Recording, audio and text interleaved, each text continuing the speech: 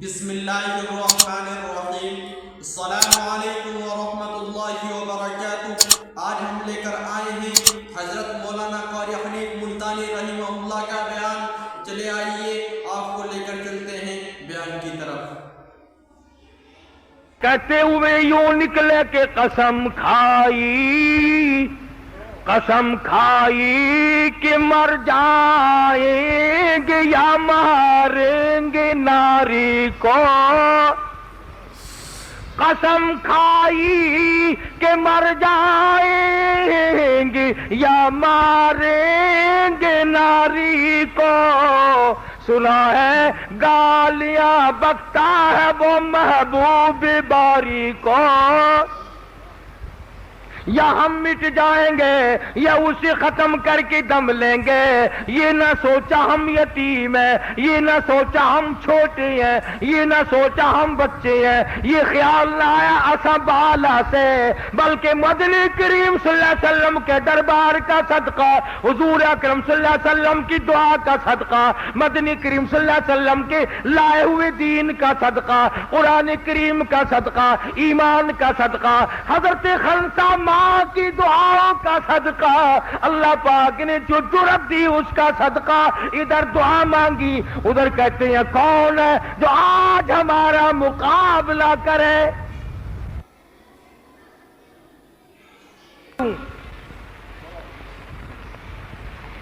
میرے تیرے ورگا ہو گیا نا تو ویلے بنا کے بہ جاؤ جی تواڈے حکم نال شادی کریندے پیا سے، تواڈے حکم دے نال جنگ پیا ہوندا ہے، ہن جیڑی شے آکھو تساں آپ حکم دتا سی نہ تو ساڈا تو ارادہ ہی کوئی نہیں سی، ساڈا خیال یہ ہے کہ اس واری تساں جاؤ، اگلا کوئی جنگ دا موقع آئے گا انشاءاللہ اساں لگے ویسو۔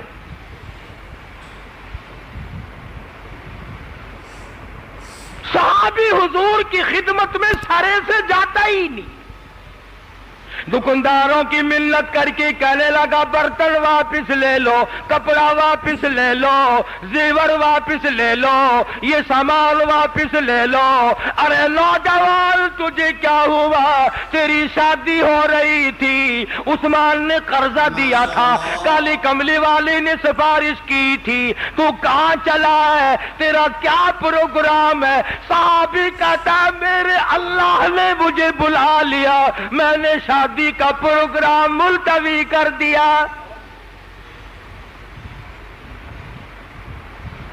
خدا نے مجھے بلایا ہے، میرے رب نے مجھے بلا لیا ہے، دین کے لیے بلایا ہے، اسلام کے لیے بلایا ہے، ایمان کے لیے بلایا ہے، قرآن کی عظمت کے لیے بلایا ہے۔ میں شادی کرتا رہوں دین مٹ جائے، میں دیکھتا رہوں، میں ایسا بے غیرت نہیں۔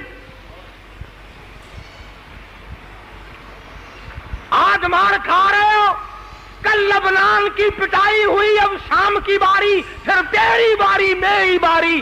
یہودیوں کے ہاتھوں مار کھانے والے مسلمانوں کب ہوش میں آؤ گے؟ عیاش بن گئی مسلمان قوم، حاکم بھی محکوم بھی عیاش ہیں، آرام کرتے ہیں، لڑنے کے لیے جذبہ جہاد چاہیے۔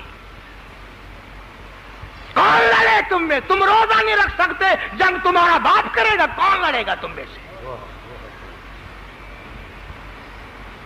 سارا دن بے پردہ عورتیں پھرتی ہیں، ان عورتوں کی گود سے محمود غزنوی پیدا ہوگا، ان عورتوں کی گود سے سلطان محمود پیدا ہوگا، ان عورتوں کی گود سے امام ابو حنیفہ پیدا ہوگا، ان عورتوں کی گود سے امام احمد بن حنبل پیدا ہوگا۔ خدا کی قسم گود فاطمہ کی تھی تو پیدا حسین ہوا تھا۔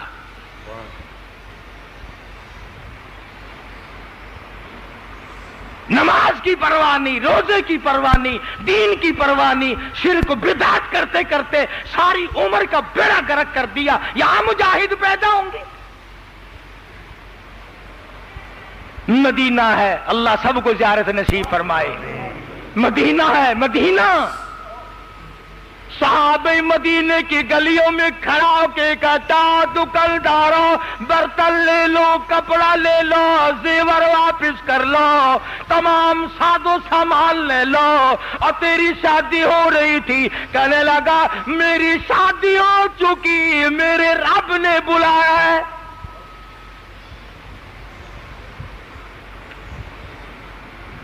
گیا نہیں حضور کی خدمت میں صلی اللہ علیہ وسلم. تلوار لی، گھوڑا لیا، مسلمان مجاہدین میں جا ملا، سب سے اگلی صف میں کھڑا ہو کے جہاد کیا ہے، لڑا ہے. سرکار دو جہاں حضرت محمد الرسول اللہ سب کہہ دو صلی اللہ علیہ وسلم کی ذات نے خود یاد فرمایا. سارے کو سبحان اللہ. وہ کتنا مقدروں والا جوان ہوگا جس کو حضور یاد فرما رہے ہیں.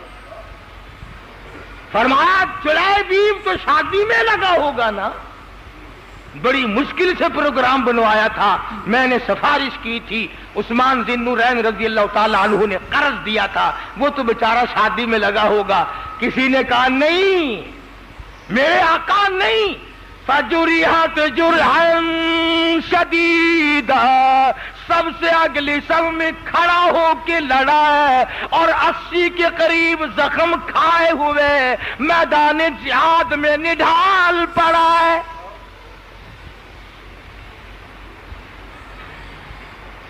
سر سے پاؤں تک سارا بدن زخمی، سارا بدن کٹا ہوا، تمام بدن مجروح ہے اور اس وقت بھی میدان جہاد میں پڑا ہوا ہے.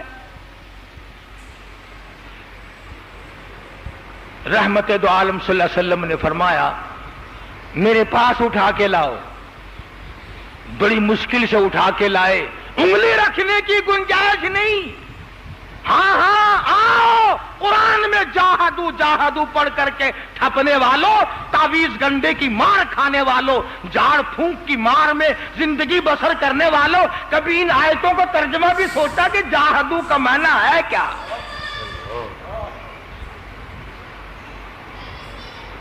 آؤ آگے قرآن تم نے ٹھکرایا، خدا نے کافروں کے ہاتھوں تمہاری موت مقرر کر دی. آج کے اخبار میں ہے کہ ہندوستان 10 ارب کا اسلحہ خرید رہا ہے. تمہارے لیے خرید رہا ہے اور کس کے لیے؟ تم کوٹھیاں بنائی جاؤ، تم بلڈنگ بنائی جاؤ، تم بنگلے بنائی جاؤ، تم نئی نئی شادیاں کیے جاؤ، تم اعلیٰ سے اعلیٰ سرخی پاؤڈر والی عورتیں تلاش کیے جاؤ اور تم خود عورت بننے کی کوشش کیے جاؤ. مدنی کریم صلی اللہ تعالی علیہ وسلم کی خدمت عالیہ میں جوان کی لاش کو لایا گیا. آخری وقت ہے، حضور نے رحمت والی گود پھیلا دی، رحمت والی گود پھیلا دی اور مدنی کریم صلی اللہ علیہ وسلم کی رحمت والی گود میں صحابی کا زخمی سر رکھا ہوا ہے. ذرا سا ہوش آیا، یہ مسکرانے لگا. آپ نے پوچھا کیا حال ہے؟ کہنے لگا تمنا تھی کہ حضور آخری وقت میں اپنے آقا کا دیدار کرتا ہوا جاؤں. الحمدللہ آج بھی دیدار کر رہا ہوں، اپنی قبر سے اٹھوں گا دیدار کرتا ہوا اٹھوں گا.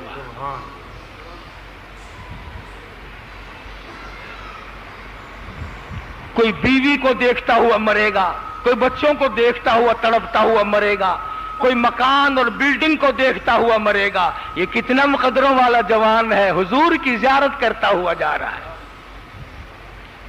اور یوں آتا ہے روایت میں کہ اچھل کر پلٹ کر جب روح نکلنے لگی، پلٹ کر حضور کے قدموں میں اپنا رخسار رکھ دیا.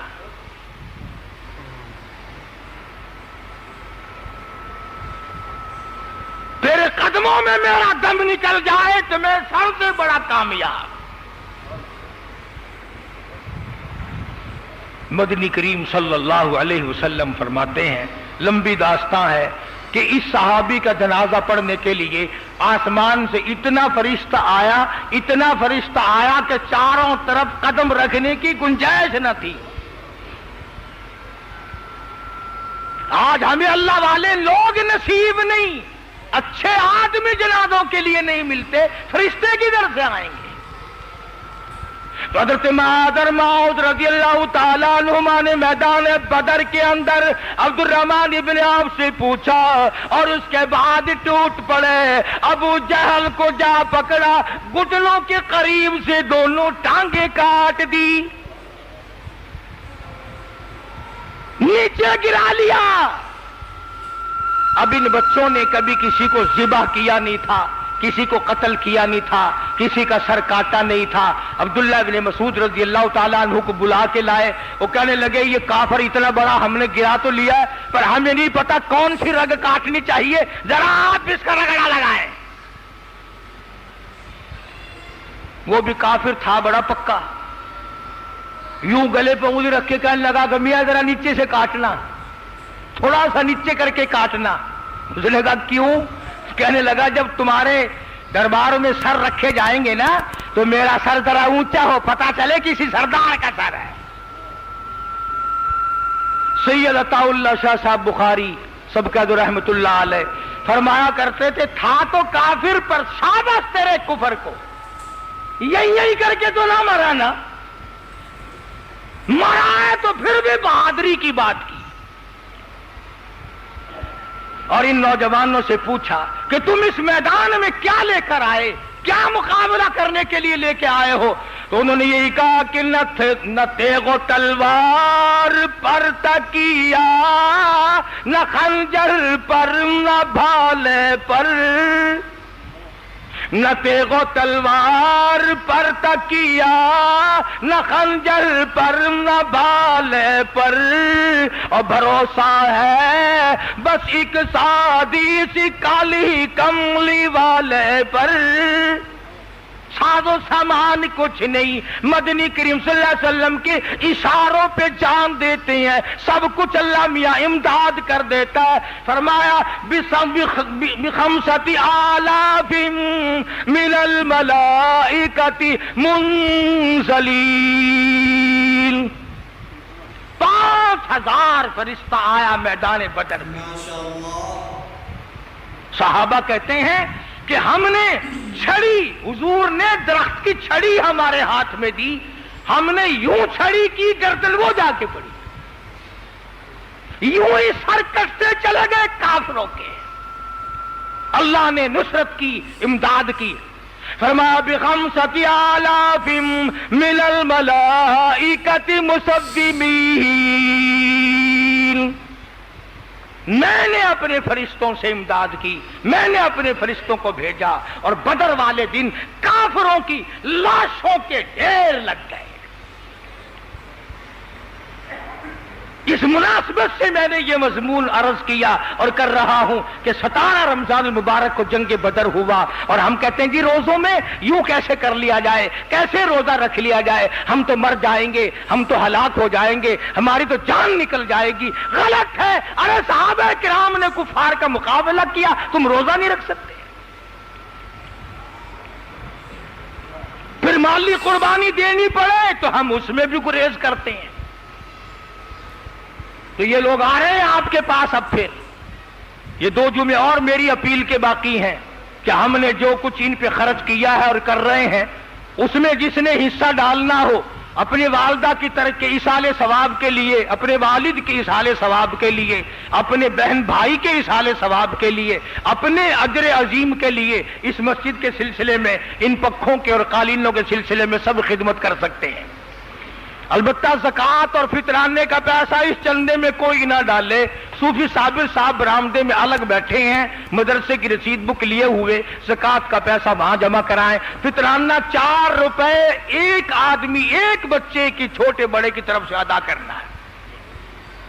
یہ ضمن بات آ گئی تھی, میں نے عرض کر دیا, توجہ میری طرف رکھے.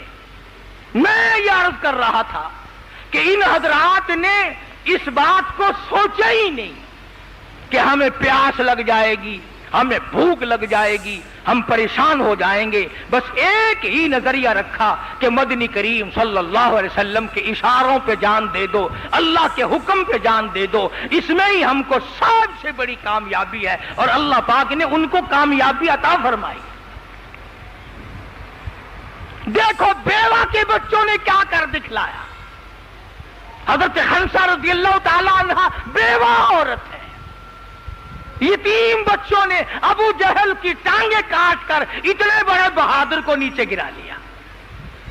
اور پرواہ نہ کی کہ ہمیں کوئی مار ڈالے گا، ہمارا کچھ یہ کر دے گا، ہمارا کچھ وہ کر دے گا۔ ان تمام چیزوں سے بے نیاز ہو کر صحابہ کرام کے بچے بھی اتنے بہادر تھے، اتنے جرأت والے تھے، عورتیں بھی اتنی جرأت والی تھی، مردوں کا کیا حال ہوگا؟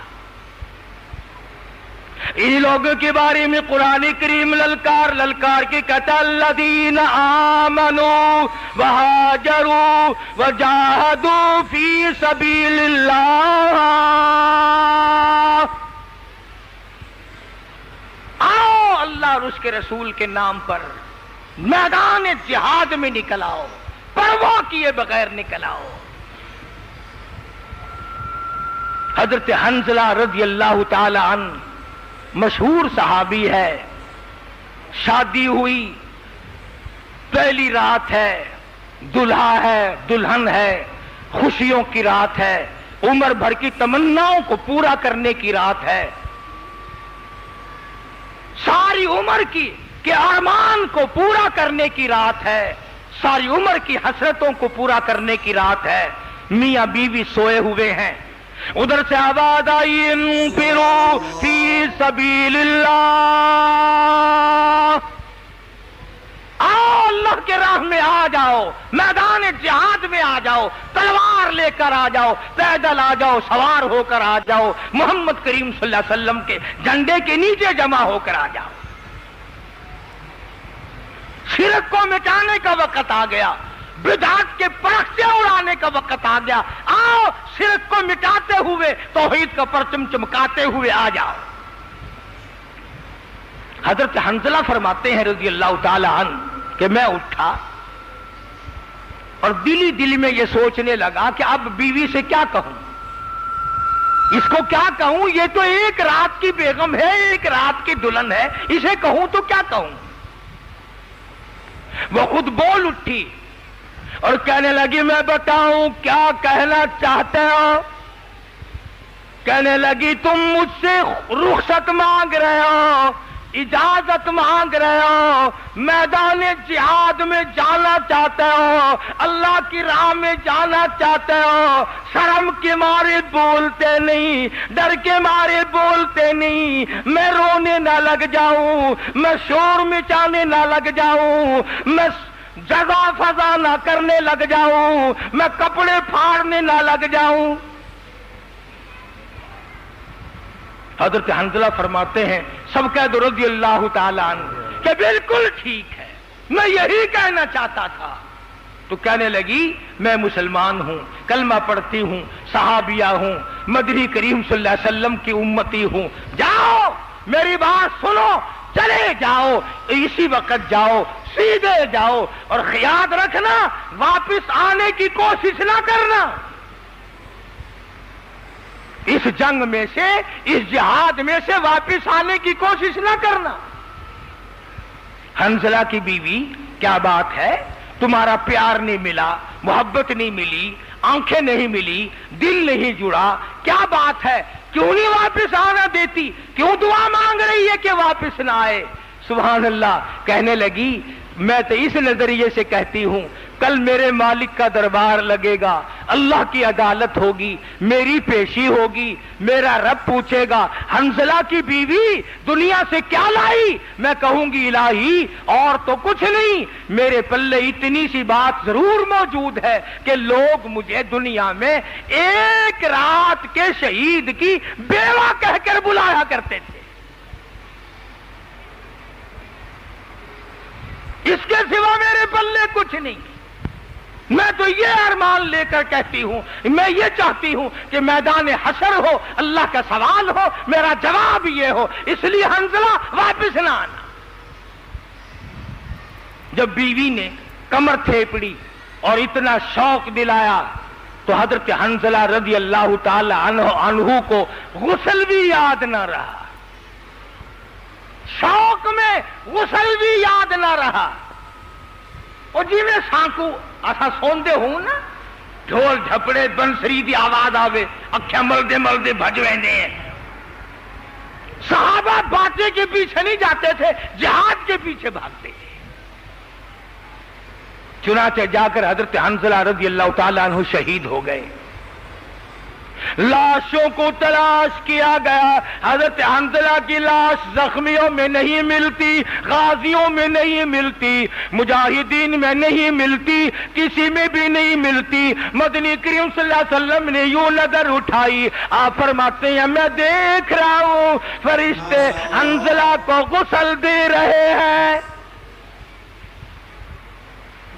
نوری فرشتوں نے حضرت حنظلہ رضی اللہ تعالیٰ عنہ کو غسل دیا، پانی جنت سے لائے، نماز جنازہ فرشتوں نے پڑھا،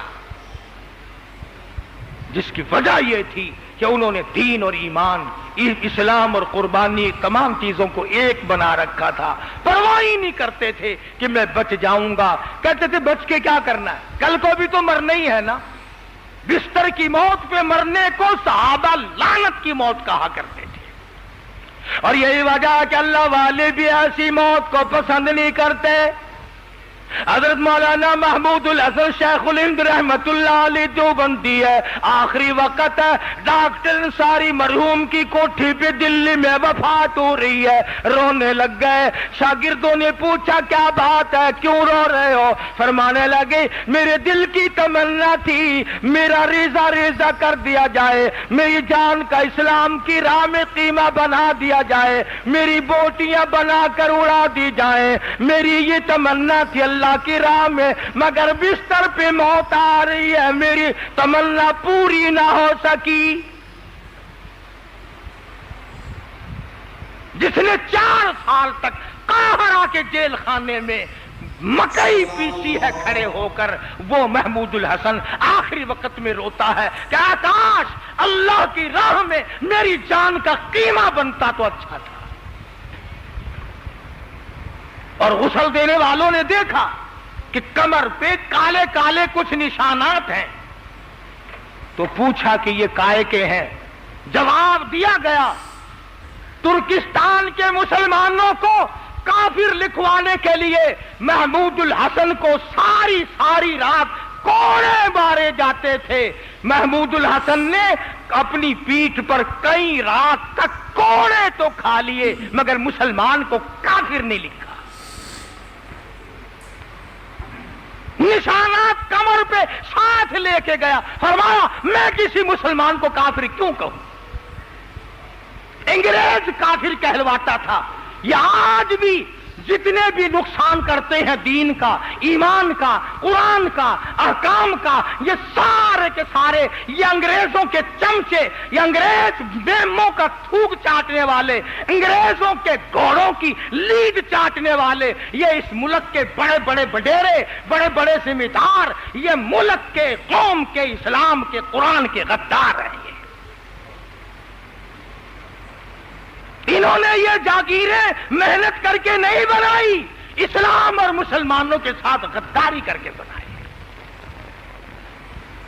آج بھی غداروں کی موج ہے، آج بھی بے ایمانوں کی موج ہے۔ جدھر چلو دولت ہی دولت، جدھر چلو دولت ہی دولت۔ خدا کی قسم ایمان کی قدر کرو لوگوں، ہم نے بڑوں کو دولت ساری یہاں چھوڑ کے جاتے دیکھا۔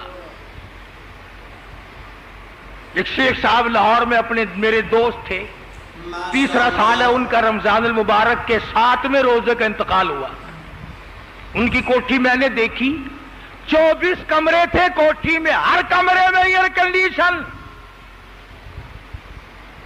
7 رمضان کو شیخ صاحب کا انتقال ہو گیا، جنازہ اٹھ گیا۔ 17 رمضان کو بیگم صاحبہ کا جنازہ اٹھ گیا۔ ایک لڑکا تھا 27 رمضان کو، اس کا جنازہ اٹھ گیا۔ عید کے دن کوٹھی میں کتے بھونک رہے تھے۔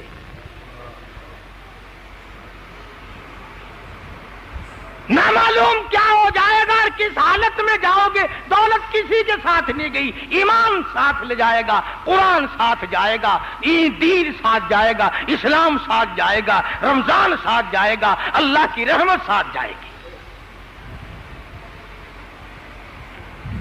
شہری کے وقت اٹھ کر 2-4 رکعت نفل پڑھ لیا کرو، خدا کی قسم مانگ لیا کرو، وہ دینے کے لیے خزانے کھول کے بیٹھا ہوتا ہے۔ تم لینے والے تو بنو۔ تو تھوڑے سے دن بقایا ہیں، روزے رکھو، تلاوت کرو، خیرات زکات کرو. شاید اگلا رمضان کس کو آئے گا اور کس کو نہیں آئے گا.